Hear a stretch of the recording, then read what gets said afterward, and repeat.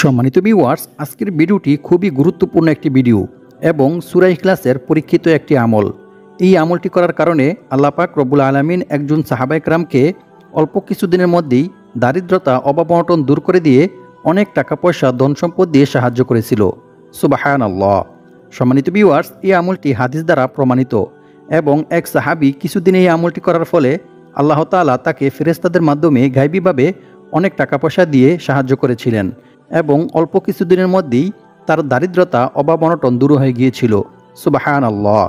সম্মানিত ভিউয়ার্স, আপনারাও যদি ঘরে প্রবেশ করার সময় সূরা ইখলাসের এই আমলটি করেন তাহলে আল্লাহ পাক রব্বুল আলামিন আপনাদের সকল দারিদ্রতা অভাব-অনটন দূর করে দিবেন এবং ফেরেশতাদের মাধ্যমে গায়বীভাবে অনেক টাকা পয়সা ধন সম্পদ দিয়ে সাহায্য করবেন ইনশাআল্লাহ।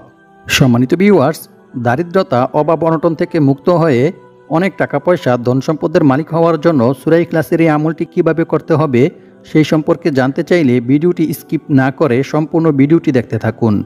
আর ভিডিওটি ভালো লাগলে ভিডিওতে লাইক করে আমিন লিখে কমেন্ট করবেন।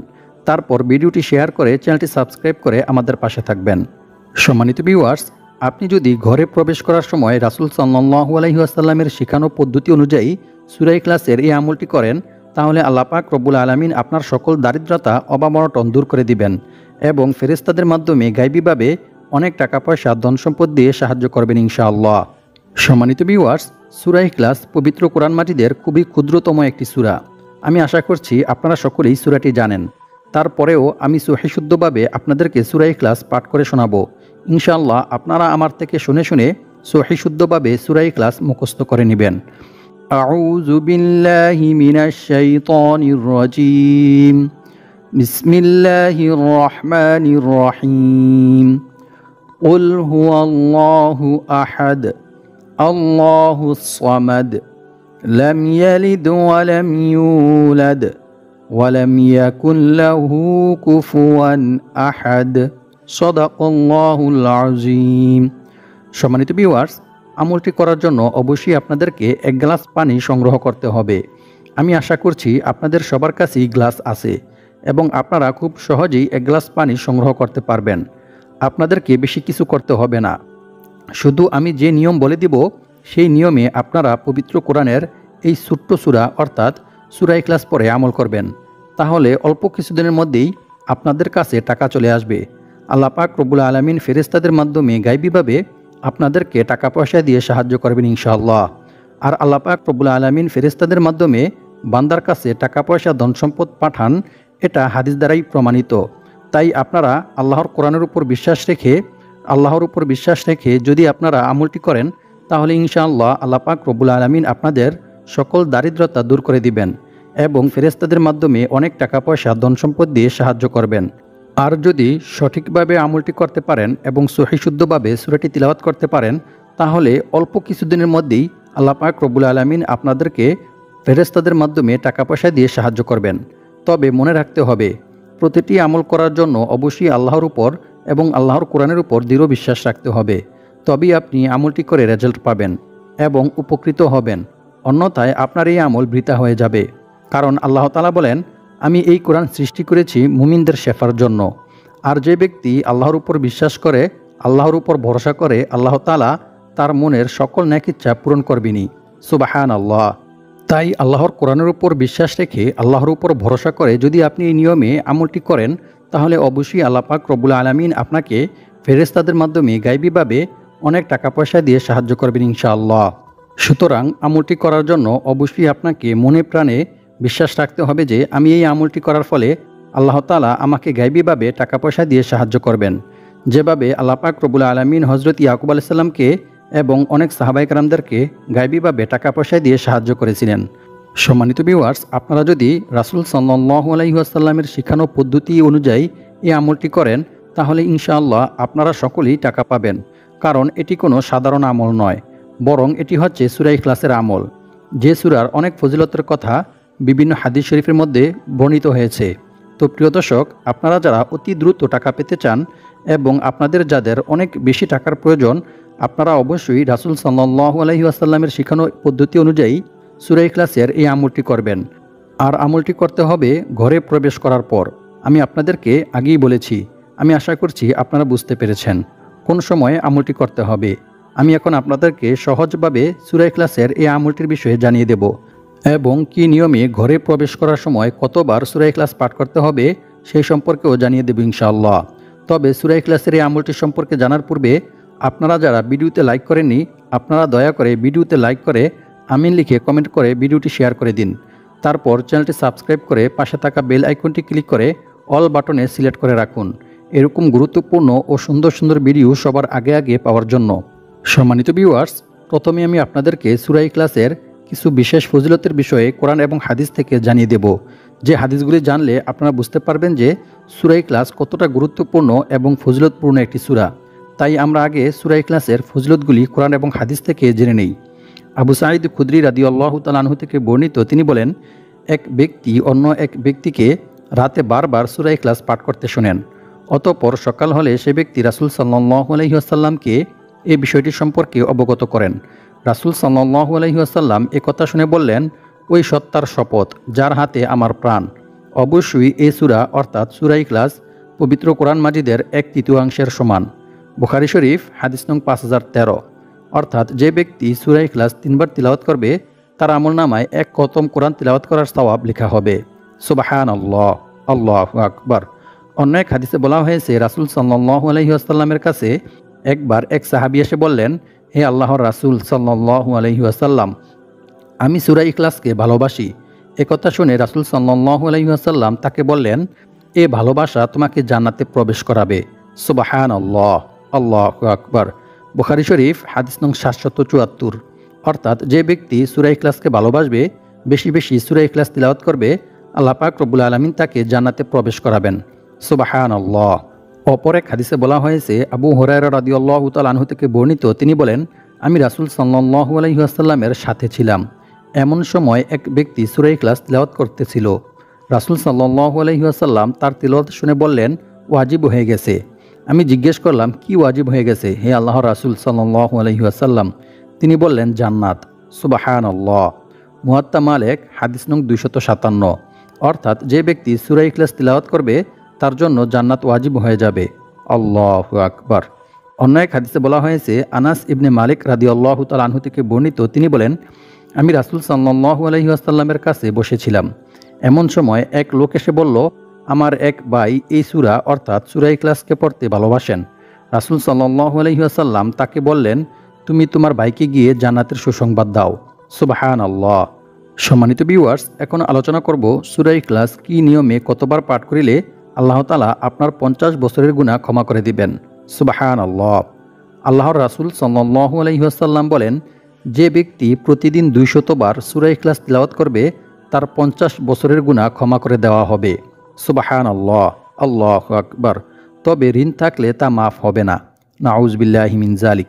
তিরমিজি শরীফ হাদিস নং 2898। সম্মানিত ভিউয়ার্স, সকল সমস্যার মূল সমস্যা হচ্ছে মানুষের ঋণ থাকা, মানুষের অভাব অনটন, দারিদ্রতা। মানুষ দারিদ্রতার কারণে, অভাব অনটনের কারণে, ঋণের কারণেই বিভিন্ন অপকর্মের মধ্যে, খারাপ কাজের মধ্যে লিপ্ত হয়ে যায়। তাই আমরা যদি সূরা ইখলাসের এই গোপন আমলটি করি তাহলে আল্লাহ পাক রব্বুল আলামিন আমাদের সকল দারিদ্রতা, অভাব অনটন দূর করে দিবেন এবং এর সাথে আমাদের ঋণও দূর হয়ে যাবে ইনশাআল্লাহ। আর আমরা সকল বিপদ আপদ, বালা মুসিবত, দুঃখ কষ্ট এবং সকল পেরেশানি থেকে মুক্ত হতে পারবো ইনশাআল্লাহ। তাই আমাদেরকে অবশ্যই সূরা ইখলাসের এই গোপন আমলটি করতে হবে। এই আমলটি করার পূর্বে অবশ্যই আপনাকে একটি বিশেষ ইস্তেগফার ও দুরূদ শরীফ পাঠ করতে হবে এবং আমলটির শেষেও একটি ইস্তেগফার ও দুরূদ শরীফ পাঠ করতে হবে। সেই ইস্তেগফারটি ও দুরূদ শরীফটি সম্পর্কে ভিডিওর শেষে আমি আপনাদেরকে জানিয়ে দেব ইনশাআল্লাহ। অন্য এক হাদিসে বলা হয়েছে, রাসূল সাল্লাল্লাহু আলাইহি ওয়াসাল্লাম বলেন, যে ব্যক্তি ঘুমানোর উদ্দেশ্যে বিছানায় গিয়ে ডান কাতে শুয়ে 100 বার কুল হুয়াল্লাহু আহাদ সূরা ইখলাস পাঠ করবে, কিয়ামতের দিন আল্লাহ তাআলা তাকে বলবেন, হে আমার বান্দা, তোমার ডান দিক দিয়ে তুমি জান্নাতে প্রবেশ করো। সুবহানাল্লাহ, আল্লাহু আকবার। মিশকাত শরীফ হাদিস নং 2159। অপর এক হাদিসে বলা হয়েছে, রাসূল সাল্লাল্লাহু আলাইহি ওয়াসাল্লাম বলেন, যে ব্যক্তি কুল হুয়াল্লাহু আহাদ সূরা ইখলাস শেষ পর্যন্ত 10 বার পাঠ করবে, আল্লাহ তাআলা সেই ব্যক্তির জন্য জান্নাতে একটি মহল অর্থাৎ একটি ঘর নির্মাণ করে দিবেন। সুবহানাল্লাহ, আল্লাহু আকবার। এই কথা শুনে হযরত ওমর বিন খাত্তাব রাদিয়াল্লাহু তাআলা আনহু বললেন, তাহলে আমরা বেশি বেশি করে সূরা ইখলাস পাঠ করব, হে আল্লাহর রাসূল সাল্লাল্লাহু আলাইহি ওয়াসাল্লাম। তারপর রাসূল সাল্লাল্লাহু আলাইহি ওয়াসাল্লাম বললেন, আল্লাহ তাআলাও বেশি বেশি দানশীল ও বেশি পবিত্র। সুবহানাল্লাহ। মুসনাদে আহমদ, হাদিস নং 15610। সম্মানিত ভিউয়ার্স, এক সাহাবী যুদ্ধের ময়দানে নামাজের ইমামতি করার সময় বারবার সূরা ইখলাস পাঠ করেন। সাহাবীরা যুদ্ধ থেকে ফিরে এসে রাসূল সাল্লাল্লাহু আলাইহি ওয়াসাল্লামকে এই বিষয়টি সম্পর্কে অবগত করেন। রাসূল সাল্লাল্লাহু আলাইহি ওয়াসাল্লাম তাদেরকে বললেন, তোমরা তাকে গিয়ে জিজ্ঞেস করো কেন সে এরূপ করেছে, কেন সে বারবার নামাজের মধ্যে সূরা ইখলাস তিলাওয়াত করেছে। সাহাবীরা তাকে গিয়ে জিজ্ঞেস করলে সেই সেনাপতি সাহাবী তাদেরকে জানান, এ সূরায় আল্লাহর গুণাবলী বর্ণিত হয়েছে, তাই আমি এই সূরাকে অর্থাৎ সূরা ইখলাসকে ভালোবাসি। সাহাবীরা যখন রাসূল সাল্লাল্লাহু আলাইহি ওয়াসাল্লামের কাছে এসে এই কথাটি বললেন, তখন রাসূল সাল্লাল্লাহু আলাইহি ওয়াসাল্লাম তাদেরকে বললেন, তোমরাও তাকে গিয়ে বলো আল্লাহ তাআলাও তাকে ভালোবাসেন। সুবহানাল্লাহ, আল্লাহু আকবার। বুখারী শরীফ, হাদিস নং 7375। সম্মানিত ভিউয়ার্স, যে ব্যক্তিকে স্বয়ং আল্লাহ তাআলা নিজে ভালোবাসেন, সেই ব্যক্তির কি আর কোনো চিন্তা থাকতে পারে? তার কি আর কোনো পেরেশানি, দুঃখ, কষ্ট, বিপদ আপদ, বালা মুসিবত, দারিদ্রতা থাকতে পারে? কখনোই না। সুতরাং আমরা যদি সূরা ইখলাসের এই আমলটি করি এবং বেশি বেশি সূরা ইখলাস পাঠ করি, তাহলে আল্লাহ তাআলা আমাদের সকল বিপদ আপদ, পেরেশানি, দারিদ্রতা দূর করে দেবেন ইনশাআল্লাহ। সম্মানিত ভিউয়ার্স, সূরা ইখলাসের এই সকল ফজিলত শুনে বুঝতে পারতেছেন যে সূরা ইখলাস কতটা গুরুত্বপূর্ণ এবং ফজিলতপূর্ণ একটি সূরা। তাই আপনারা যদি রাসূল সাল্লাল্লাহু আলাইহি ওয়াসাল্লামের শেখানো পদ্ধতি অনুযায়ী সূরা ইখলাসের এই আমলটি করেন, তাহলে অবশ্যই আল্লাহ পাক রব্বুল আলামিন আপনাদেরকে গায়বীভাবে অনেক টাকা পয়সা, ধন সম্পদ দিয়ে সাহায্য করবেন এবং আল্লাহ পাক রব্বুল আলামিন আপনাদের সকল দারিদ্রতা, অভাব অনটন দূর করে দিবেন। যেভাবে আল্লাহ পাক রব্বুল আলামিন সাহাবায়ে কেরামদের দারিদ্রতা দূর করে দিয়েছিলেন এবং অনেক টাকা পয়সা, ধন সম্পদ দিয়ে সাহায্য করেছিলেন। সম্মানিত ভিউয়ার্স, কিছুক্ষণ পর আমি আপনাদেরকে জানিয়ে দেব সূরা ইখলাসের এই ছোট্ট নিয়মটি সম্পর্কে। তবে আমলটি করার জন্য অবশ্যই আপনাদেরকে ওযু সহ পাক পবিত্র অবস্থায় থাকতে হবে এবং সকালে ফজরের নামাজ অবশ্যই জামাতের সহিত মসজিদে গিয়ে আদায় করতে হবে। সম্মানিত ভিউয়ার্স, আমলটি করার জন্য সকালে ফজরের নামাজ অবশ্যই জামাতের সহিত আদায় করতে হবে, আর মেয়েরা ঘরেই পড়বেন। তারপর আপনারা যখন মসজিদ থেকে নামাজ পড়ে ঘরে ফিরে আসবেন, এর আগেই আপনাদেরকে ঘরের বাইরে থাকা অবস্থায় কিংবা ঘরে প্রবেশ করার সময় আমলটি করতে হবে। আর মেয়েরা ঘরে নামাজ পড়ে প্রয়োজনে একটু বাইরে যাবেন, বাইরে থেকে আবার ঘরে প্রবেশ করার সময় এই আমলটি করবেন। তাই অবশ্যই আপনারা সকালে ফজরের নামাজ জামাতের সহিত আদায় করবেন। এরপর কিভাবে আমলটি করতে হবে তা আমি আপনাদেরকে জানিয়ে দেব। তবে আমলটি করার পূর্বে আপনাকে একটি বিশেষ ইস্তেগফার বাইরে থাকতেই পাঠ করতে হবে। সেই ইস্তেগফারটি সম্পর্কেও আমি আপনাদেরকে জানিয়ে দেব। ইস্তেগফারটি কিন্তু খুবই গুরুত্বপূর্ণ, তাই অবশ্যই আপনাদেরকে ইস্তেগফারটি ও দুরূদ শরীফ পাঠ করতে হবে। কারণ দুরূদ শরীফ পাঠ না করা হলে কোনো আমল কিংবা কোনো ইবাদত ও দোয়া আল্লাহর দরবারে পৌঁছায় না, আল্লাহ তাআলার দরবারে কবুল হয় না। তাই অবশ্যই দুরূদ শরীফও পাঠ করতে হবে। হযরত উমর বিন খাত্তাব রাদিয়াল্লাহু তাআলা আনহু বলেন, বান্দার কোনো দোয়া ও ইবাদত আল্লাহর দরবারে ততক্ষণ পর্যন্ত পৌঁছায় না যতক্ষণ পর্যন্ত না বান্দা তার নবীর প্রতি দুরূদ পাঠ না করে। তাই অবশ্যই আমাদেরকে দুরূদ শরীফ পাঠ করতে হবে, অন্যথায় আমাদের এই আমল আল্লাহর দরবারে পৌঁছাবে না, আসমান ও জমিনের মধ্যবর্তী স্থানে ঝুলন্ত অবস্থায় থাকবে। সম্মানিত ভিউয়ার্স, ইস্তেগফার কেন পাঠ করতে হবে এবং ইস্তেগফার পাঠ করিলে আল্লাহ তাআলা কি পুরস্কার দান করেন সেই সম্পর্কে জানার জন্য আমরা ইস্তেগফারের কিছু বিশেষ ফজিলতের বিষয়ে কোরআন এবং হাদিস থেকে জেনে নেব। রাসূল সাল্লাল্লাহু আলাইহি ওয়াসাল্লাম বলেন, আল্লাহ তাআলা ওই ব্যক্তির চেহারা উজ্জ্বল করে দেন যে ব্যক্তি আমার কোনো হাদিস শুনেছে অতঃপর তা অন্যের কাছে পৌঁছে দিয়েছে। সুবহানাল্লাহ। সম্মানিত ভিউয়ার্স, আপনারাও যদি ভিডিওটি শুনে উপকৃত হন এবং ভিডিওটি ভালো লাগে, তাহলে ভিডিওটি শেয়ার করে দিবেন। আপনাদের দ্বারা অন্য মানুষরা শুনতে পেলে আপনারা এই হাদিসের ফজিলত অর্জন করতে পারবেন। আল্লাহ পাক রব্বুল আলামিন আপনাদের চেহারাও উজ্জ্বল করে দিবেন ইনশাআল্লাহ। সম্মানিত ভিউয়ার্স, ইস্তেগফার পাঠ করার গুরুত্ব সম্পর্কে আল্লাহ তাআলা পবিত্র কোরআনের মধ্যে বলেন, ইল্লা মান তাবা ওয়া আমানা ওয়া আমিলা আমালান সালিহা ফাউলাইকা ইউবাদদিলুল্লাহু সাইয়্যাতিহিম হাসানাত ওয়া কানাল্লাহু গফুরুর রহিমা। অর্থ, তবে যে ব্যক্তি তওবা করে, ঈমান আনে এবং সৎকর্ম করে, পরিণামে আল্লাহ তাআলা তার পাপগুলোকে নেকি দ্বারা পরিবর্তন করে দেন। সুবহানাল্লাহ, আল্লাহু আকবার। আল্লাহ তাআলা অতি ক্ষমাশীল ও পরম দয়ালু। সূরা ফুরকান আয়াত নং ৭০। এক হাদিসে বলা হয়েছে, রাসূল সাল্লাল্লাহু আলাইহি ওয়াসাল্লাম বলেছেন, নিশ্চয়ই আল্লাহ তাআলা বান্দার তাওবা কবুলের জন্য পশ্চিম দিকে একটি দরজা খুলে রেখেছেন, যার প্রশস্ততা হচ্ছে 70 বছরের পথ। সূর্য পশ্চিম দিকে উদয় না হওয়া পর্যন্ত, অর্থাৎ কিয়ামত পর্যন্ত এ দরজা বন্ধ করা হবে না। সুবহানাল্লাহ। অর্থাৎ বান্দা যখনই আল্লাহ তাআলার কাছে তাওবা ইস্তেগফার করবে, ক্ষমা প্রার্থনা করবে, আল্লাহ তাআলা সাথে সাথে বান্দাকে ক্ষমা করে দিবেন। সুবহানাল্লাহ। সম্মানিত ভিউয়ার্স, আমলটি যেহেতু খুবই গুরুত্বপূর্ণ আমল, তাই অবশ্যই আপনাদেরকে এর পূর্বেই ইস্তেগফার পাঠ করতে হবে। কারণ ইস্তেগফার পাঠ করিলে আল্লাহ তাআলা বান্দার গুনাহ মাফ করে দেন এবং অনেক অভাব অনটন, বিপদ আপদ, বালা মুসিবত দূর করে দেন। তাই আমরা যদি গুনাহমুক্ত হয়ে আল্লাহ তাআলার কাছে আমলটি করতে পারি, দোয়া করি, তাহলে অবশ্যই আল্লাহ পাক রব্বুল আলামিন আমাদের আমলটি কবুল করবেন এবং আমাদের দোয়া কবুল করবেন ইনশাআল্লাহ। তাই আমরা অবশ্যই একটি বিশেষ ইস্তেগফার পাঠ করে নেব। কারণ ইস্তেগফার পাঠ করার পুরস্কার সম্পর্কে আল্লাহ তাআলা পবিত্র কোরআনের মধ্যে বলেন, আর যে ব্যক্তি আল্লাহকে ভয় করবে, আল্লাহ তাআলা তার সমস্ত সমস্যা থেকে উত্তরণের পথ বের করে দিবেন, আর তাকে এমন জায়গা থেকে রিজিক দান করবেন যা সে কল্পনাও করতে পারবে না। অর্থাৎ তার ধারণার বাইরে থেকে আল্লাহ তাআলা তার রিজিকের ব্যবস্থা করে দিবেন। সুবহানাল্লাহ। আর যে ব্যক্তি আল্লাহর উপর ভরসা করবে, তার জন্য তিনিই যথেষ্ট হবেন। নিশ্চয়ই আল্লাহ তাআলা তার মনের সকল ইচ্ছা পূরণ করবেনই। সুবহানাল্লাহ।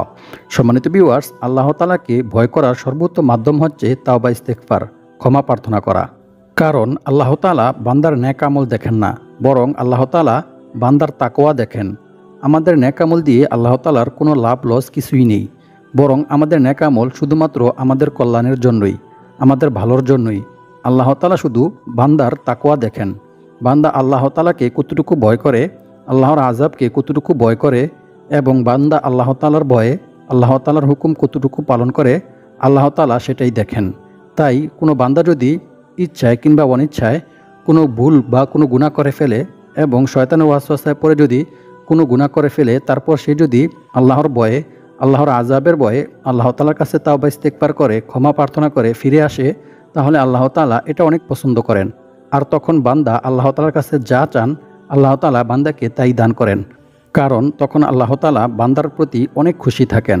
রাসূল সাল্লাল্লাহু আলাইহি ওয়াসাল্লাম বলেছেন, মরুভূমিতে হারিয়ে যাওয়া উট খুঁজে পেয়ে উটের মালিক যতটা খুশি হয়, যখন কোনো গুনাহগার বান্দা আল্লাহ তাআলার কাছে তাওবা করে, তখন আল্লাহ তাআলা এর চাইতে বেশি খুশি হন। সুবহানাল্লাহ। আল্লাহু আকবার। সম্মানিত ভিউয়ার্স, এখন আমি আপনাদেরকে জানিয়ে দেব ঘরে প্রবেশ করার সময় সূরা ইখলাস কী নিয়মে কতবার পাঠ করতে হবে এবং এর পূর্বে কোন ইস্তেগফারটি পাঠ করতে হবে। সম্মানিত ভিউয়ার্স, ইস্তেগফারটি হচ্ছে আল্লাহুম্মা গফিরলি যামবি ওয়া ওয়াসি'লি ফি দারি ওয়া বারিকলি ফি রিজকি।